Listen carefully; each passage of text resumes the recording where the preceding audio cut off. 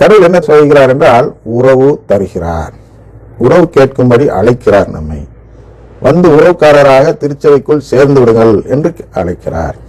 CC1 படிங்கள், ஒரே ஒரு CCC படித்து பார்த்தால் கூட உங்களுக்கு அந்த மறைக்கல்வியின் அனைத்து கோட்பாடுகளும் அதில் அடங்கி புரிதல் வந்துவிடும்.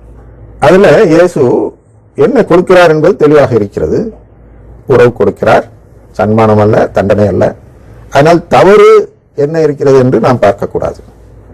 நாம் இயேசுவின் அழைப்பை ஏற்று அதுக்கு ரெஸ்பான்ஸ் செய்கிறோமா, அதுக்கு அதாவது அன்னை மரியாள் போல் இதோ நான் வருகிறேன் என்று சொல்லக்கூடியவராக, நான் ஆண்டவரின் அடிமை, உமது சித்தத்தின்படி ஆகட்டும் என்று சொல்கிறார்கள் அல்லவா. அதன் உட்பொருள் என்ன என்றால், ஆண்டவரே உங்கள் குடும்பத்தில் சேர்ந்து கொள்ள நான் தயார், எவ்வளவு பெரிய கஷ்டமோ அவமானமோ எனக்கு வந்தாலும் எனக்கு அதை பற்றி கவலை இல்லை என்று அன்னை மரியாள் கூறியது போல் நாமும் என்ன செய்ய வேண்டும் என்றால், இதோ வருகிறேன் என்று சொல்ல வேண்டும்.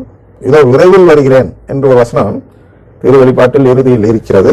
அதுதான் நம்முடைய ரெஸ்பான்ஸ். தமிழ்ல எனக்கு சரியா வரல அந்த இடம். என்னன்னா, தேவ அழைத்தல், தேவ அழைத்தலுக்கு நாம் ஒரு ஆமோதிக்கும் செயலை செய்கிறோம். நான் உங்கள் அழைப்பை ஏற்றுக்கொள்கிறேன் ஆண்டவரே என்று கூறும் விதத்தில் ஒரு செயலை செய்ய வேண்டும் என்றால், நாம் மரியே வாழ்க என்று வாழ்த்த வேண்டும். என்ன மரியே வாழ்க, அது பல விதமா சொல்லியிருக்கிறோம். இன்னைக்கு கான்டெக்ட்ல என்னன்னா, நான் அன்னை மரியாள் போன்றே உங்களை பின்தொடர தயாராக இருக்கிறேன் என்று சொல்வதாக பொருள்பட்டு, இந்த குடும்ப உறவை நான் ஏற்றுக்கொள்ள தயாராக இருக்கிறேன் ஆண்டவரே என்று சொல்வதாக பொருள்படும். எனவே யாவே மரியா என்பது பயனுள்ள வாழ்த்துறை. பிரேசலர் என்பது ஆக்சுவலா எதிர்வாழ்த்துறை, பயனற்ற அப்படின்னு நம்ம மைல்டா சொல்றோம். புண்படுத்தவானாங்கிறதுக்காக என்ன சொல்றோம்னா, பயனற்ற வாழ்த்துறை. இது பயனற்றது, அதாவது நான் கடவுள் குடும்பத்தில் சேர்ந்துக்கிறேன்னு சொல்லாத ஒரு வாழ்த்துறை. அதுவே தப்புங்கிறார் பவுலடியார் இல்லையா. பவுலடியார் அதை வாசிப்போம். எபேசியர் 5வது அதிகாரத்தில் உங்களுக்கு காட்டப்படும். அவர் என்ன சொல்கிறார் என்று பாருங்கள். ஆண்டவருக்கு உகந்தது எது என்பதை ஆராய்ந்து பாருங்கள். பயனற்ற இருளின் செயல்களை செய்பவர்களோடு உங்களுக்கு உறவு வேண்டாம், அவை குற்றம் என எடுத்து காட்டுங்கள். அதில் என்ன குற்றம் இருக்கிறது என்று கேட்கிறார்கள் அல்லவா. அந்த குற்றம் என்ன என்று இங்கே சுட்டி காட்டுகிறார் 11வது வசனத்தில்.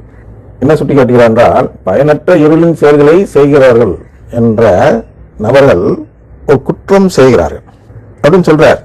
நம்ம அந்த கடவுளுடைய அழைப்பை ஏற்றுக்கொள்ளவில்லை என்றாலே, இயேசுவின் அழைப்பை ஏற்றுக்கொள்ளவில்லை என்றாலே அது ஒரு குற்றம். அது குற்றத்துக்கு இன்னொரு விளக்கம் கொடுத்திருப்போம். ஆனால் இங்கே மேற்கொள்ளின் அடிப்படையில் அது குற்றம் என்று ஏற்று பாருங்கள். அப்ப குற்றம் என பார்த்தால் அவர்களோடு உறவு வேண்டாம். உறவு, உறவுனா நட்புறவு இல்லை, நட்புறவுல இருங்க, பிரச்சனை இல்லை. ஆன்மீக உறவு, நான் அவனுக்கு அந்த நபருக்கு பயனற்ற இருளின் செயலை செய்கிற நபர்களுக்கு நான் சாப்பாடு கொடுக்கலாம், ஆடை கொடுக்கலாம், உறைவிடம் கொடுக்கலாம். இப்படியெல்லாம் நான் ஒரு ஊனியல்பு அடிப்படையில் உறவு வைத்துக் கொள்ள உதவி செய்ய நமக்கு தடையில்லை. எங்கே தடை வருகிறது என்றால், ஆன்மீக உறவு.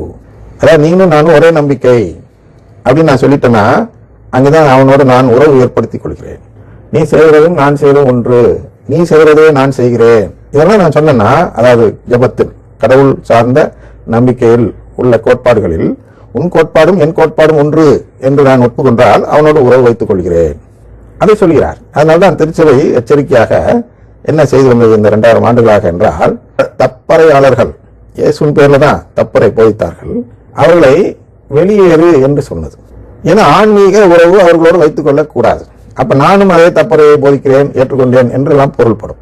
ஆனால் நான் தெளிவாக என்னுடைய விருப்பத்தை தெரியப்படுத்த வேண்டும் என்றால் கடவுளிடம், இது மாதிரி தப்பான கோட்பாடு உள்ளவர்களோடு நமக்கு ஆன்மீக உறவு அப்படின்னா ஜபத்தில் ஒன்று கூட கூடாது.